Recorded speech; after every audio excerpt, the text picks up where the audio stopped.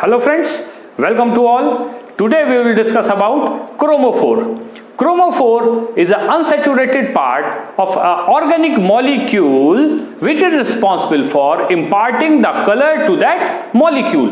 Means हम कह सकते हैं ऑर्गेनिक कंपाउंड का वो अनसैचुरेटेड पार्ट जो उस कंपाउंड के लिए कलर प्रोड्यूस करने का कार्य करता हो या जिसकी वजह से किसी कंपाउंड में कलर आता हो, उस हिस्से को हम क्रोमोफोर कहते हैं। ये यूजुअली अनसैचुरेटेड होते हैं, ये इसकी खासियत है। इस पॉइंट को आप लोग ध्यान रखिएगा। जैसे for example conjugated part, conjugated part of a molecule और azo group, इस तरह के जो पार्ट होते हैं किसी ऑर्गेनिक मॉलिक्यूल में मौजूद, वो यूवी विजिबल लाइट को एब्जॉर्ब करके पाई टू पाई ट्रांजिशन या n to pi star transition, pi to pi star या n to pi star electronic transition show करते हैं और एक स्पेसिफिक वेवलेंथ का कलर प्रोड्यूस करते हैं। अब हम बात करते हैं टाइप्स ऑफ क्रोमोफोर। क्रोमोफोर्स कितने टाइप के होते हैं?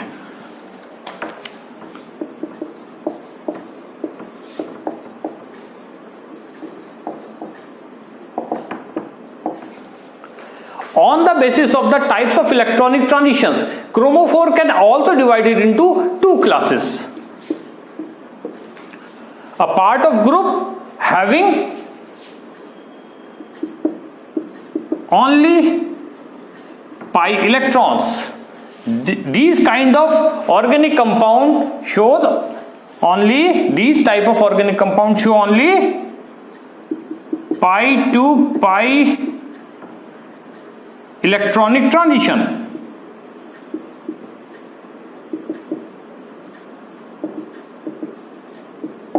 Whereas compounds having both pi electrons as well as non-bonding electrons can show both pi to pi star electronic transitions and n to pi star electronic transitions.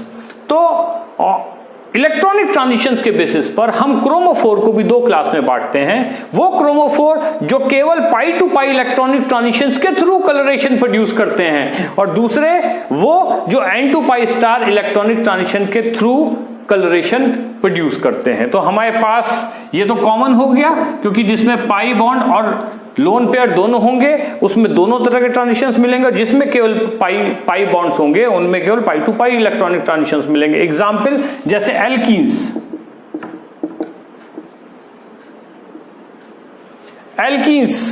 केवल pi to pi star electron transition show करते हैं। तो alkene किस type का chromophore हुआ? First type का, जो केवल pi to pi electronic transition through colour produce करेंगे। दूसरे हो गए n to pi star, second type, जैसे कार्बोनिल, कीटो ग्रुप,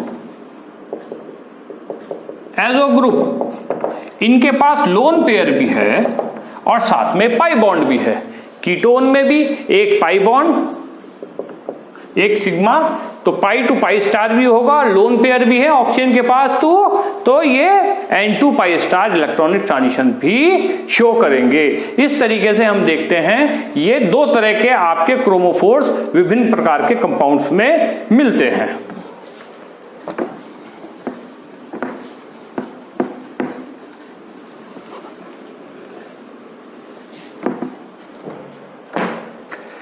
अब हम बात करते हैं किस तरीके से कौन कौन से वो फैक्टर्स हैं जो क्रोमोफोर के कलर प्रोड्यूस करने के लिए रिस्पॉन्सिबल होंगे, किस तरीके से इनके कलर में चेंजेस आएगा या क्या वो फैक्टर्स हैं।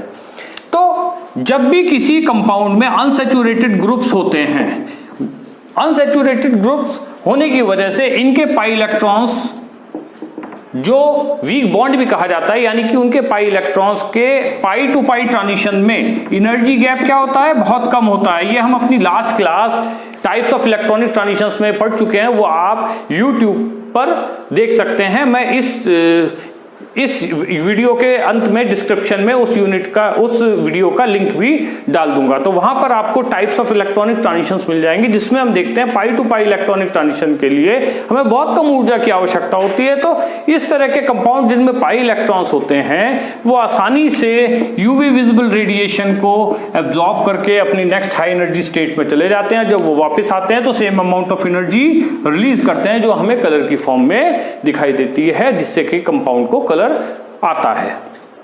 इसी तरीके से जिसमें bond loan pair of electron मौजूद होते हैं उसके लिए तो और कम एनर्जी की आवश्यकता होती है, वो N2 पाई स्टार ट्रांजिशन शो करते हैं। तो अब हम बात करते हैं इनकी क्या क्या दूसरे फैक्टर्स हैं जो इनके कलर को इफेक्ट करेंगे।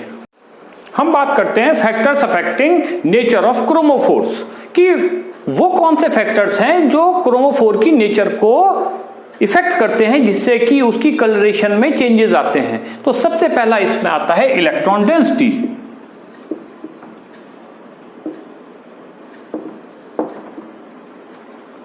जैसे कि हम जानते हैं कलर उत्पन्न करने के लिए किसी भी कंपाउंड के इलेक्ट्रॉन्स को एनर्जी एब्जॉर्ब करना चाहिए। अब जितना आसानी से कोई एनर्जी एब्जॉर्ब करेगा वो उतनी तेजी से अपने नेक्स्ट हाई एनर्जी स्टेट में जाएगा इलेक्ट्रॉन, और जब वो वापस आएगा तो same amount of energy colour की फॉर्म में प्रोड्यूस करेगा। तो इलेक्ट्रॉन डेंसिटी जिसकी जितनी आसानी से उपलब्ध होगी, दो चीजें हैं, एक इलेक्ट्रॉन डेंसिटी होना और एक कितनी इजीली अवेलेबल है for transitions. Electron density availability for electronic transitions only, not the presence of electron density. दोनों में बड़ा फर्क है कि एक इलेक्ट्रॉन रिच होते हैं, जैसे एरोमेटिक कंपाउंड्स होते हैं, हाईली इलेक्ट्रॉन रिच होते हैं, लेकिन उनके पास क्या होती है, रेजोनेंस होती है, स्टेबिलिटी होती है। तो ये भी हमें ध्यान रखना चाहिए, जिसके इलेक्ट्रॉनिक डेंसिटी ट्रांजिशंस के लिए जितनी ज्यादा मात्रा में उपलब्ध होती है उतना ट्रांजिशंस इजी हो जाता है। तो हमें कब एनर्जी देने पर ही, सपोज करिए यहां पर किसी उसमें इलेक्ट्रॉन डेंसिटी इजीली अवेलेबल है, मतलब ये इलेक्ट्रॉन आसानी से जंप कर सकता है, तो इसको एनर्जी क्या, जो वैल्यू सपोज करिए इसको 10 जूल एनर्जी चाहिए थी और आसानी से हो रही है, तो इसकी एनर्जी में जो जंप करने के लिए इजी हो जाएगा। इसको एनर्जी गैप तो सेम रहेगा, लेकिन जो ईज है उसकी वो आपकी आसान हो जाएगी, क्योंकि जितना इलेक्ट्रॉन डेंसिटी बढ़ेगी उससे स्टेबिलिटी ऑफ एनर्जी लेवल्स में अंतर आ जाता है। ये अब आगे हम फैक्टर अफेक्टिंग में पढ़ेंगे। हम बात कर लेते हैं इलेक्ट्रॉन डेंसिटी। जैसे फॉर एग्जांपल ये एक एल्कीन था, इस एल्कीन में अगर हम अल्टरनेट पोजीशन पे कॉन्जुगेशन लगा देते हैं तो इलेक्ट्रॉन, क्योंकि ये डीलोकलाइज्ड पाई इलेक्ट्रॉन होते हैं, they can shift from one position to another, जिससे कि इलेक्ट्रॉन डेंसिटी ओवरऑल कार्बन पर बढ़ जाती है। आइसोलेटेड पाई बॉन्ड की जगह इलेक्ट्रॉन डेंसिटी बढ़ गई, अब इलेक्ट्रॉनिक ट्रांजिशन आसान हो जाएगा, तो ऊर्जा कम लगेगी। जब ऊर्जा कम लगेगी तो वेवलेंथ हमारा लैम्डा मैक्स बढ़ जाता है। तो क्रोमोफोर के कलर में भी अंतर आएगा, मतलब जो वेवलेंथ है वो रेड की तरफ शिफ्ट होने लग जाएगी। दूसरा है वो ऐसे ग्रुप्स जो इलेक्ट्रॉन डेंसिटी बढ़ाने में, यानी कि प्रेजेंस और absence of chromophores, sorry auxochromes, presence और एब्सेंस ऑफ ऑक्सोक्रोम्स। पहली चीज हुई इंक्रीज इन इलेक्ट्रॉन डेंसिटी, किसके through, by increase in conjugation. Conjugation के बढ़ने से अगर इलेक्ट्रॉन डेंसिटी बढ़ रही है। दूसरा है by the presence of auxochrome. Auxochrome के बारे में इस टॉपिक के तुरंत बाद हम बात करेंगे, ऑक्सोक्रोम की पूरी डेफिनेशन भी देखेंगे। ऑक्सोक्रोम वो ग्रुप होते हैं जो इलेक्ट्रॉन डेंसिटी को बढ़ाते हैं। किसी भी क्रोमोफोर्स पर अगर हमने कोई ग्रुप लगा दिया जो इलेक्ट्रॉन डेंसिटी बढ़ा रहा है इस क्रोमोफोर की, ये क्रोमोफोर्स है और ये ऑक्सोक्रोम है, अगर ये इसकी इलेक्ट्रॉन डेंसिटी बढ़ा रहा है तो फिर से इसका इलेक्ट्रॉनिक ट्रांजिशन इजी हो जाएगा। जब इजी हो जाएगा तो आपको ऊर्जा की आवश्यकता कम पड़ेगी, हमें लैम्डा मैक्स बढ़ा हुआ दिखाई देगा, मतलब लैम्डा मैक्स रेड की तरफ शिफ्ट हो जाएगा, हमें बैथोक्रोमिक शिफ्ट मिलेगी, यानी कि कलर में चेंजेस आएंगे। अब मैं इसको एक रियल एग्जांपल के साथ बताता हूं। यह रियल एग्जांपल आपको मदद करेगा पूरे कंसेप्ट को समझने में।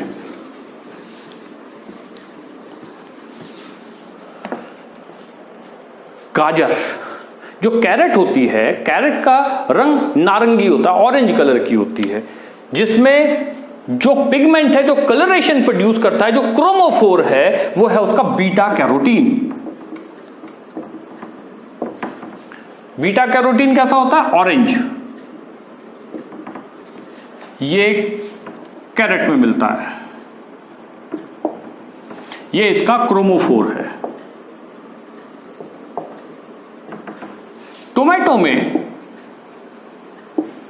टोमेटो में जो क्रोमोफोर होता है वो क्या होता है? लाइकोपीन। इसका रंग क्या होता है? रेड। ये भी एक क्रोमोफोर है। तो इन दोनों में बेसिक फर्क क्या है? इसमें टोटल 11 पाई बॉन्ड्स मिलते हैं और लाइकोपीन में 13 पाई बॉन्ड्स मिलते हैं। तो नंबर ऑफ पाई बॉन्ड्स बढ़ने से भी क्या होता है? इलेक्ट्रॉन डेंसिटी बढ़ गई कंपाउंड के अंदर, क्रोमोफोर के अंदर, तो आपका ट्रांजिशन इजी हो गया। लैम्डा मैक्स किसकी तरफ बढ़ गई? रेड की तरफ बढ़ गई, तो आपका एनर्जी कम लगी, वेवलेंथ बढ़ गई, आपको फर्क आ गया, ऑरेंज से रेड की तरफ चला गया है। इनके हम स्ट्रक्चर देख लेते हैं। स्ट्रक्चर देखने से आपको और आसानी से समझ।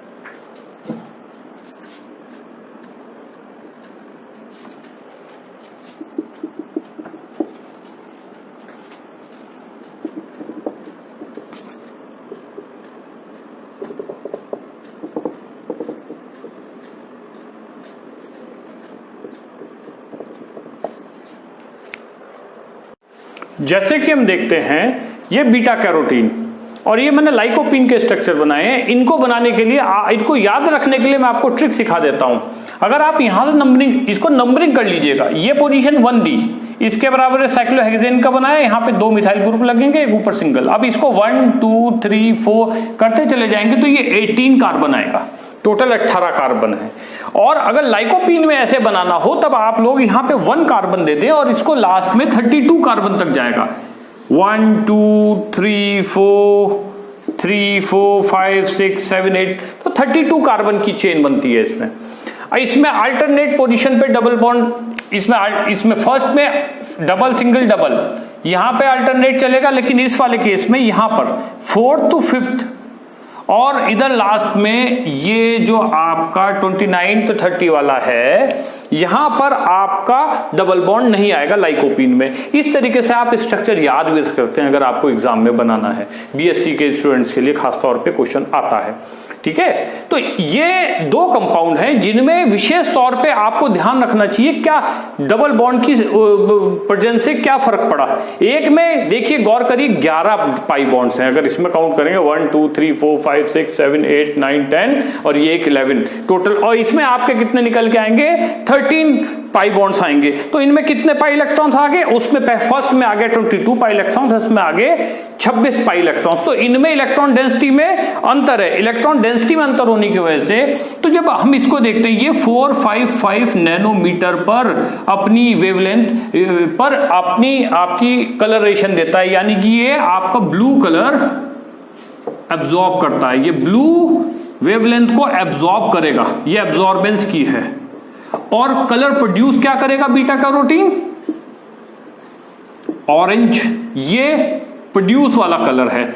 और लाइकोपीन क्या काम करता है? लाइकोपीन इससे, अब देखिए इसमें पाई बॉन्ड्स की संख्या बढ़ गई है तो ये ऊर्जा कम लेगा, यानी E equals to MC upon SC upon lambda, यानी वेवलेंथ क्या होगी इसकी? जब एनर्जी कम तो वेवलेंथ ज्यादा, यानी कि ये आपका हो जाएगा 474 नैनोमीटर पर। ये आपकी ब्लू ग्रीन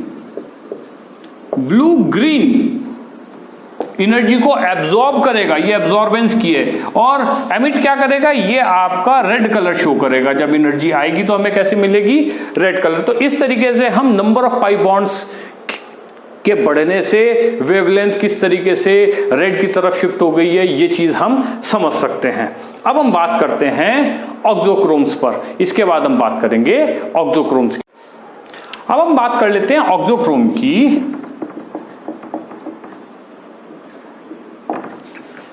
ऑक्सोक्रोम बच्चों किसी भी ऑर्गेनिक मॉलिक्यूल में क्रोमोफोर पर वेल सब्स्टिट्यूटेड ग्रुप को जो उसकी इलेक्ट्रॉन डेंसिटी बढ़ा सके उसको कहते हैं। तो डेफिनेशन के तौर पर हम इसे लिख सकते हैं, अ वेल सब्स्टिट्यूटेड। इस चीज को आप लोग ध्यान रखिएगा क्योंकि बुक्स में वर्ड्स नहीं मिलते, ये वर्ड जो वेल सब्स्टिट्यूटेड है ये लिखा हुआ नहीं होता। मैं इसको लिखवाता हूं, भी आपको एग्जाम्पल दूंगा तो समझ में आ जाएगा। वेल सब्स्टिट्यूटेड, सैचुरेटेड और अनसैचुरेटेड। सैचुरेटेड और unsaturated group of atoms having lone pair of electrons या non bonding electrons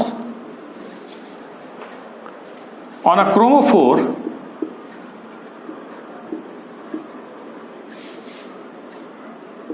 is called auxochrome. क्यों मैंने ये बात कही, जैसे मैं आपको एक एग्जांपल के तौर पे देता हूं।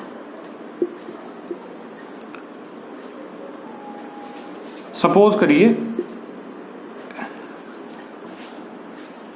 ये कोई एक क्रोमोफोर था और कोई भी ऐसा ग्रुप जिसके पास लोन पेयर हो, वो सैचुरेटेड भी हो सकता है, अनसैचुरेटेड भी। एग्जाम्पल भी मैं जैसे देता हूं OH, ऑक्सीजन के पास 2 लोन पेयर है। NH2, नाइट्रोजन के पास 1 लोन पेयर है। साइनो ग्रुप, देखिए अनसैचुरेटेड ग्रुप है, ट्रिपल बॉन्ड आ गया, लेकिन नाइट्रोजन के पास यहां पर आपके क्या थे, लोन पेयर थे, जो इसमें पाई बॉन्ड में कन्वर्ट हो गए, ठीक है ना। और आपके पास आ जाते हैं OCH3, ये सब आपके ऑक्सोक्रोम बन सकते हैं, लेकिन तब बन सकते हैं जब ये क्या होंगे, वेल सब्स्टिट्यूटेड। अदरवाइज ये ऑक्सोक्रोम नहीं होंगे। देखिए मैं फॉर एग्जांपल आपको देता हूं,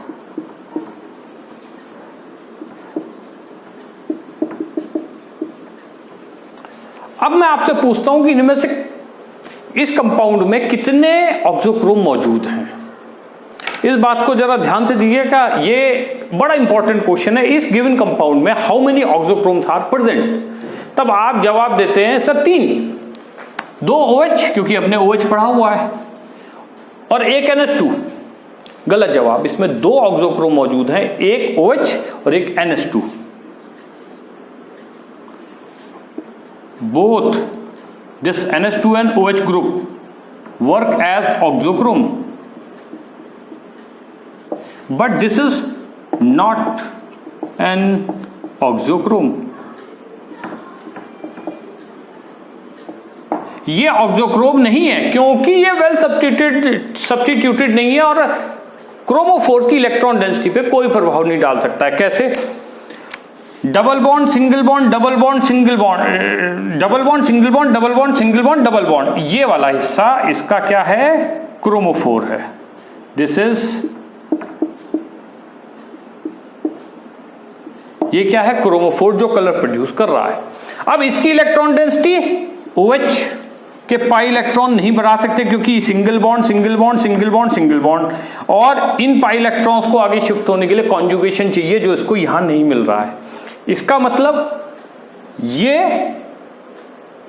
क्रोमोफोर का पार्ट नहीं बन सकते, वेल सब्स्टिट्यूटेड नहीं है। और ये आपका NH2 ये भी सीधा पाई बॉन्ड के साथ जुड़ा हुआ है, और ऑक्सीजन का ये भी सीधे कॉन्जुगेशन, ये इधर पाई बॉन्ड भाग जाएगा आगे की तरफ। इसका मतलब जो ग्रुप वेल सब्स्टिट्यूटेड होते हैं और साथ में लोन पेयर या उनके अंदर पाई बॉन्ड डेंसिटी होती है जो शिफ्ट हो सके, ठीक है, जैसे साइनाइड की पाई बॉन्ड शिफ्ट हो सकता है नाइट्रोजन की तरफ या उससे अवे, तो उस तरह के ग्रुप क्या कहलाते हैं, आपके ऑक्सोक्रोम्स कहलाते हैं। और एक बात और कि इसके लिए ये कलर की इंटेंसिटी को तो बढ़ाते हैं लेकिन खुद खुद पार्टिसिपेट कलर में नहीं करते, जैसे कैटलिस्ट और प्रोमोटर खुद कैटलिस्ट नहीं होता, लेकिन वो कैटलिस्ट की एफिशिएंसी को बढ़ाता है। सेम ऑक्सोक्रोम खुद कलर प्रोड्यूस नहीं करते, बट किसी क्रोमोफोर की कलर इंटेंसिटी को बढ़ा देते हैं, उसकी इलेक्ट्रॉन डेंसिटी बढ़ाकर। इस चीज को ध्यान रखिएगा। इस तरीके से हमने ऑक्सोक्रोम के बारे में जाना। ये ऑक्सोक्रोम वो सैचुरेटेड या अनसैचुरेटेड ग्रुप जो वेल सब्स्टिट्यूटेड होना चाहिए, इस चीज को ध्यान रखिएगा। मैं बार बार आपको रिपीट कर रहा हूं, ठीक है। अब ये हमारे क्रोमोफोर कंप्लीट हो गया, ऑक्सोक्रोम कंप्लीट हो गया। अब यहां पर इसके बाद हम बात करेंगे जो फैक्टर्स अफेक्टिंग होता है कि लैम्डा मैक्स की वैल्यू पे कैसे प्रभाव पड़ता है। तो इससे पहले छोटा सा हम 2 टॉपिक और हैं, बैथोक्रोमिक शिफ्ट और जिसको हम रेड शिफ्ट भी कहते हैं, और ब्लू शिफ्ट, हिप्सोक्रोमिक शिफ्ट, ये पढ़ लेते हैं, फिर हम बात करते हैं आपके factors affecting lambda max. UV visible spectroscopy में किसी कंपाउंड की अगर लैम्डा मैक्स सॉल्वेंट के इफेक्ट्स में अगर चेंज आता है उसकी वजह से, या दूसरे किसी भी फैक्टर में चेंज आने की वजह से अगर शिफ्ट हो जाती है, जैसे अभी हमने लाइकोपीन और बीटा कैरोटीन में चेक किया कि पाई बॉन्ड बढ़ने से लैम्डा मैक्स बढ़ रहा है, तो इस तरीके से जो उसकी लैम्डा मैक्स में परिवर्तन आता है, तो वो किस तरीके से आता है वो हम देख लेते हैं।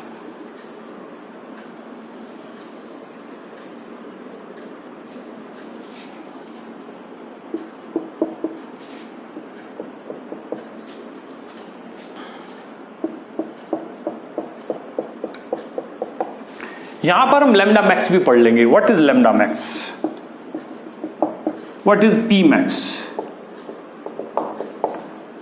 दोनों चीजें साथ साथ पढ़ लेंगे, उसी के साथ बैथोक्रोमिक शिफ्ट और हिप्सोक्रोमिक शिफ्ट। जब कोई कंपाउंड एनर्जी एब्जॉर्ब करता है, ये सपोज करिए कोई हमारा एक सैंपल था, हमने इसका यूवी स्पेक्ट्रा एनालिसिस किया, तो इसमें एनर्जी हमने डाली यूवी विजिबल रेंज की। जब इसमें डाली तो कंपाउंड या जो भी इसमें कंपोनेंट थे उन्होंने एनर्जी के साथ इंटरेक्शन किया। अगर वो कंपाउंड के जो इलेक्ट्रॉन है यूवी विजिबल के लिए सेंसिटिव है, तो वो एनर्जी को क्या करेंगे, एब्जॉर्ब करेंगे। तो एब्जॉर्ब करेंगे तो इस सॉल्यूशन में कंसंट्रेशन चेंज आना शुरू हो जाएगा, चेंज इन कंसंट्रेशन,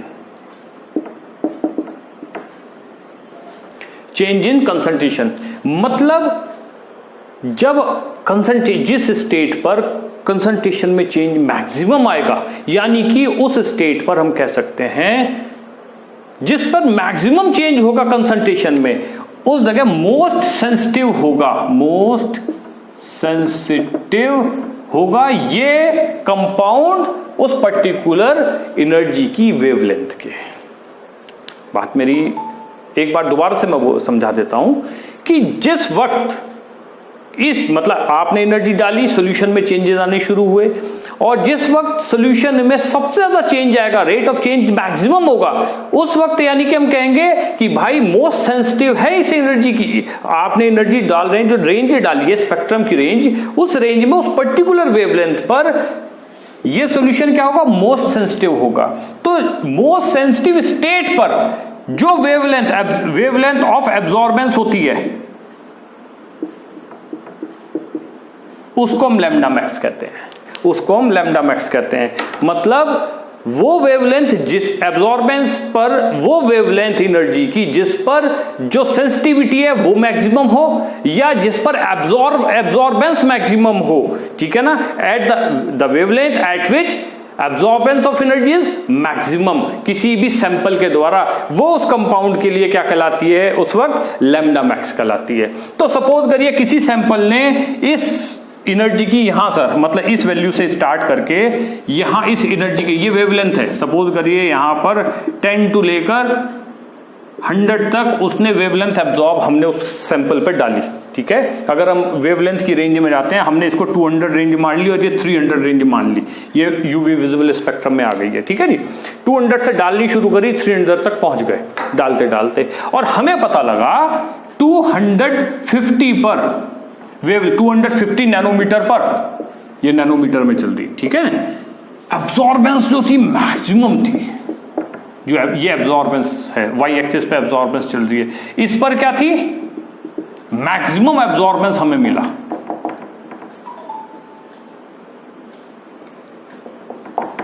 हमें क्या मिला, मैक्सिमम एब्जॉर्बेंस इस सैंपल ने दिया। तो ये 250 नैनोमीटर इस कंपाउंड के लिए इसका क्या कहलाएगा, लैम्डा मैक्स कहलाएगा। Now this is called lambda max.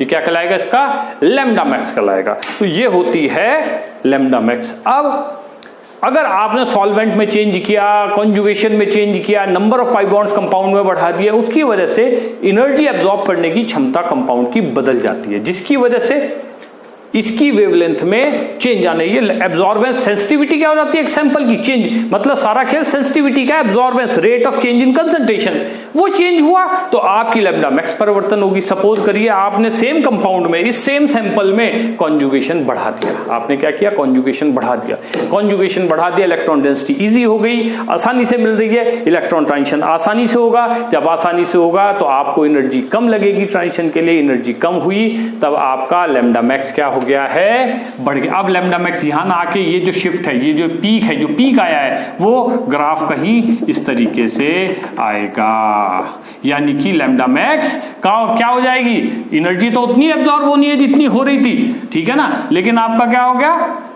Energy कम मतलब लगी, तो लैम्डा मैक्स क्या हो गया, रेड, इसको बोला जब हाई की तरफ बढ़ रहा है तो मिला आपको क्या है, रेड शिफ्ट। हमें क्या मिल रहा है, रेड शिफ्ट, ठीक है। और अगर सपोज करिए जितना कॉन्जुगेशन था वो कम हो गया, तब आपको ग्राफ किस तरफ खिसकता हुआ दिखाई देगा, लेफ्ट हैंड साइड में, यानी कम वेवलेंथ की तरफ, ठीक है। लैम्डा मैक्स 250 से कम की तरफ हो जाएगी, तब आपको क्या मिलेगी, blue shift. This is called hypsochromic shift. तो एब्जॉर्प्शन स्पेक्ट्रम में जो लैम्डा मैक्स है उसका आपका अगर हाई वेवलेंथ की तरफ बढ़नी शुरू हो जाती है तो उसको बोलते हैं रेड शिफ्ट या बैथोक्रोमिक शिफ्ट। और अगर वही आपका जो कर्व है वो किसकी तरफ शिफ्ट होने लग जाए, लोअर साइड में, लोअर वेवलेंथ की तरफ अगर शिफ्ट होने लग जाए, तब हम उसको बोलते हैं ब्लू शिफ्ट या हिप्सोक्रोमिक शिफ्ट। तो ये आपके दोनों टॉपिक क्लियर होते हैं, केवल एक छोटा सा ई मैक्स बचता है। ई मैक्स भी बात कर लेते हैं। ई मैक्स मतलब जो एब्जॉर्प्शन की इंटेंसिटी है, इंटेंसिटी ऑफ एब्जॉर्प्शन क्या कहलाता है, हमारा ई मैक्स कहलाता है। कि भाई जो एब्जॉर्प्शन की इंटेंसिटी है, एब्जॉर्प्शन इंटेंसिटी मैं लिख देता हूं यहां पे, E max means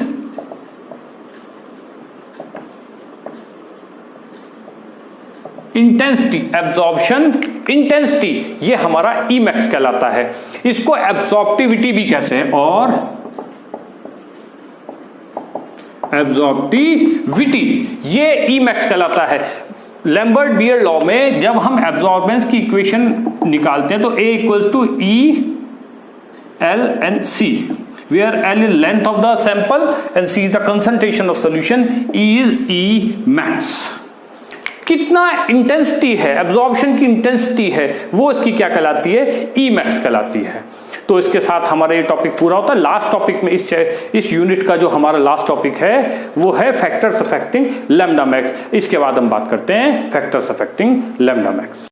factors affecting lambda max बहुत ही इंपॉर्टेंट टॉपिक है, ना केवल बीएससी स्टूडेंट के लिए थ्योरेटिकल एग्जाम के लिए, बल्कि जो बच्चे जैम की तैयारी करते हैं या जो बच्चे सीएसआईआर नेट की तैयारी कर रहे हैं उनमें भी इसमें रिलेटेड क्वेश्चंस बहुत आते हैं। कोई भी ऑब्जेक्टिव क्वेश्चन हो उसमें पूछा जाता है क्या फैक्टर अफेक्टिंग है लैम्डा मैक्स के, जिसमें सबसे पहले आता है, सबसे मोस्ट इंपॉर्टेंट है, कॉन्जुगेशन के बारे में हम बात कर चुके हैं, पाई इलेक्ट्रॉन डेंसिटी के बारे में बात कर चुके हैं, जो सबसे मोस्ट इंपॉर्टेंट सॉल्वेंट। तो हम बात करेंगे इफेक्ट ऑफ सॉल्वेंट।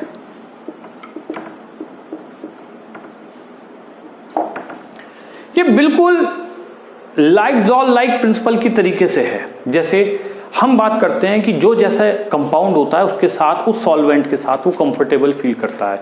अगर पोलर कंपाउंड होगा तो पोलर सॉल्वेंट में स्टेबल होगा, और अगर नॉन पोलर कंपाउंड होगा तो नॉन पोलर सॉल्वेंट में वो स्टेबल महसूस करेगा। तो इसी तरीके से हम इलेक्ट्रॉनिक ट्रांजिशंस के बारे में भी देख लेते हैं कि हमारे यूजुअली यूवी विजिबल स्पेक्ट्रोस्कोपी में दो मुख्य तरह के इलेक्ट्रॉनिक ट्रांजिशंस होते हैं। एक तो pi to pi electron transition और एक n to pi electron transition. मतलब ये दो कंपाउंड, सपोज करिए एक बार हम करते हैं एग्जांपल एल्कीन, इथीन। हम एक बार इथीन का एनालिसिस करेंगे और एक बार सपोज करिए एसीटोन। चलिए, क्योंकि इथीन में पाई बॉन्ड है, एसीटोन में लोन पेयर भी है और पाई बॉन्ड भी है, तो n टू पाई स्टार इसमें मिलेगा, इसमें पाई टू पाई स्टार में मिलेगा, n टू पाई स्टार भी मिलेगा। दोनों ट्रांजिशंस पे, दोनों प्रकार के ट्रांजिशंस पे किस तरह सॉल्वेंट का इफेक्ट, क्या इफेक्ट होगा वो हम देख लेते हैं। तो हम बात करते हैं जैसे एल्कीन में, अगर सपोज करिए एल्कीन को हमने 2 सॉल्वेंट में डाला, अब हम बात कर रहे हैं सॉल्वेंट। ये हमने क्या लिया, सॉल्वेंट। एक बार सॉल्वेंट कैसा लिया, पोलर, और एक बार हमने क्या लिया, नॉन पोलर। जैसे पोलर में आपने अल्कोहल ले लिया, एथेनॉल या मेथेनॉल, ठीक है जी, और नॉन पोलर में हमने सपोज करिए हेक्सेन ले लिया, ठीक है जी। सेम केस हमने यहां पर लगा दिया, एक बार पोलर, पोलर आपका मेथेनॉल, ये हमारा सैंपल है, ये हमारा क्या है, सैंपल, जिसका हमें एनालिसिस करना है अलग अलग मीडियम में, और एसीटोन, और एक बार ले लिया नॉन पोलर। अब ये इनकी नेचर तो हमें पता लग गई कि भैया ये पोलर है, ये नॉन पोलर है, ये पोलर है, वो नॉन पोलर हेक्सेन ले लिया। ये इंटरेक्ट कैसे करेगा, इंटरेक्ट तो कंपाउंड ने करना है, कंपाउंड की एनर्जी स्टेट ने सॉल्वेंट में जाके करना है, तो हमें इस एनर्जी स्टेट की पोलैरिटी पता होनी चाहिए। Pi to pi electron transition में मैं बताता हूं, this is less polar. Pi state क्या होती है, मतलब पाई बॉन्डिंग वाली, ध्यान रखिएगा, pi bonding less polar, pi star more polar, highly polar कह सकते हैं। It is highly polar, polar in nature, polar state होती है पाई की, anti bonding. Same case n to pi star, अरे ये तो लोन पेयर है, नॉन बॉन्डिंग इलेक्ट्रॉन माने लोन पेयर, नॉन बॉन्डिंग, इसने पार्टिसिपेट नहीं किया, ये तो पड़ा हुआ है बिल्कुल वहीं के वहीं, ठीक है, ये तो सॉल्वेंट में एज इट इज पड़ा है, तो चार्ज पड़ा है, वो तो अपने आप में पोलर स्टेट कहलाती है, पोल है, ये तो ऑलरेडी पोलर है, ठीक है ना। अब आपने क्या किया, एक बार पोलर सॉल्वेंट डाला, हमने 2 एनर्जी स्टेट बनाई, ये पाई था, ये पाई स्टार था, ठीक है। आपने सॉल्वेंट डाल दिया, एक बार पोलर डाल दिया, तो ये पोलर में ये वाली क्या होगी, स्टेबल, और नॉन पोलर में कौन सी स्टेबल होगी, ग्राउंड स्टेट। इलेक्ट्रॉन तो यहां पर होगा, जंप तो इसने इधर करना है। अब अगर नॉन पोलर आपने लिया है, नॉन पोलर में पाई बॉन्डिंग स्टेट आपकी क्या हो गई, स्टेबल हो गई। जब स्टेबल हो गई तो जंप आसानी से होगा नहीं, आपको ज्यादा एनर्जी देनी पड़ेगी। जब आपको ज्यादा एनर्जी देनी पड़ेगी तो आपका लैम्डा मैक्स क्या हो जाएगा, ब्लू की तरफ हिप्सोक्रोमिक शिफ्ट देगा, यानी हमें इस स्टेट में क्या मिलेगा, ब्लू शिफ्ट। यहां पे हमें क्या मिलेगा, ब्लू शिफ्ट, ध्यान रखिएगा, हमें क्या मिलना है, ब्लू शिफ्ट, क्योंकि ये स्टेबल हो गई। अब ग्राउंड स्टेट ही स्टेबल हो गई, तो अब इसको जंप कराने के लिए एनर्जी क्या देनी पड़ेगी, ज्यादा देनी पड़ेगी। जब एनर्जी ज्यादा देंगे, energy we required more energy, hence lambda max decrease करेगी, लैम्डा मैक्स डिक्रीज करेगी, तो हमें क्या मिल गया, ब्लू शिफ्ट मिल गई, ठीक है जी।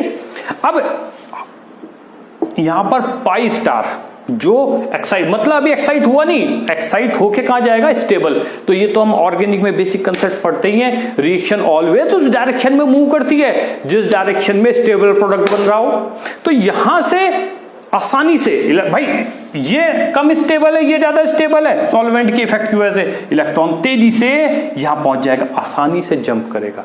जब आसान पोलर सॉल्वेंट के उसमें, पोलर सॉल्वेंट में इस कंपाउंड का पाई इलेक्ट्रॉन अपने पाई स्टार स्टेट में इजीली जाएगा, क्योंकि pi star state polar methanol में ज्यादा स्टेबल महसूस कर रहा है, ठीक है। पोलर मतलब लाइजॉल लाइक प्रिंसिपल, जो जैसा कंपाउंड होता है अपने नेचर के साथ ज्यादा स्टेबलाइज होता है, ये यहां से आसानी से जंप करेगा। जब आसानी से करेगा तो आपको एनर्जी क्या चाहिए, लेस एनर्जी रिक्वायर्ड है फॉर ट्रांजिशंस। जब लेस एनर्जी चाहिए तो लैम्डा मैक्स क्या हो गया, इंक्रीज कर गया, अपवर्ड डायरेक्शन इंक्रीज कर गया, तो आपको क्या मिला, रेड शिफ्ट। इस तरीके से हम देख सकते हैं सॉल्वेंट का कितना इंपॉर्टेंट रोल है किसी कंपाउंड की लैम्डा मैक्स के कम या ज्यादा होने में। सेम केस यहां देखते हैं एसीटोन। एसीटोन में तो लोन पेयर है, लोन पेयर तो पोलर सॉल्वेंट के साथ तुरंत क्या हो जाएगा, स्टेबल हो जाएगा थ्रू चाहे डाइपोल डाइपोल इंटरेक्शन, चाहे तो हाइड्रोजन बॉन्डिंग, ठीक है ना, हाइड्रोजन बॉन्डिंग के थ्रू या अपना पोलर इंटरेक्शन के थ्रू। जैसे ही स्टेबल हो गया इसमें, यानी कि आपकी ग्राउंड स्टेट क्या हो जाएगी, ये स्टेबल होगी फर्स्ट वाली, ठीक है ना। और हाई एनर्जी स्टेट मतलब N2 पाई स्टार शिफ्ट होना है, ये N के थे और ये पाई स्टार है, तो ये स्टेबल हो गई किसमें, पोलर सॉल्वेंट में। स्टेबल हो गई तो जंप करेगा नहीं, मुश्किल हो जाएगा। जब मुश्किल हो जाएगा एनर्जी आपको ज्यादा देनी पड़ेगी, तो आपको क्या मिलेगी, ब्लू शिफ्ट। और नॉन पोलर में कौन सी, ऊपर वाली स्टेबल होगी, ठीक है, इसके कंपैरिजन में ये लेस पोलर है या हाईली पोलर है, तो ये यहां पर इसके साथ स्टेबल हुआ, तो आपको यहां पे क्या मिलेगा, रेड शिफ्ट मिलेगी। तो देख सकते हैं सॉल्वेंट का इफेक्ट किस तरीके से लैम्डा मैक्स को चेंज कर सकता है। इस तरीके से आज हमारे चारों टॉपिक कंप्लीट होते हैं। हमने क्रोमोफोर के बारे में देखा, ऑक्सोक्रोम के बारे में पढ़ा, bathochromic shift, hypsochromic shift, lambda max के बारे में जाना, ई मैक्स के बारे में जाना, और लास्ट में फैक्टर्स अफेक्टिंग लैम्डा मैक्स। तो ये हमारे पांचों टॉपिक कंप्लीट होते हैं एंड दिस इज ऑल। आपको अगर ये मेरा वीडियो आज का अच्छा लगा हो तो लाइक और शेयर करना ना भूलें, और जो भी स्टूडेंट्स मेरे चैनल के लिए नए हैं वो जरूर सब्सक्राइब करें और बेल आइकन को दबाएं। Thank you.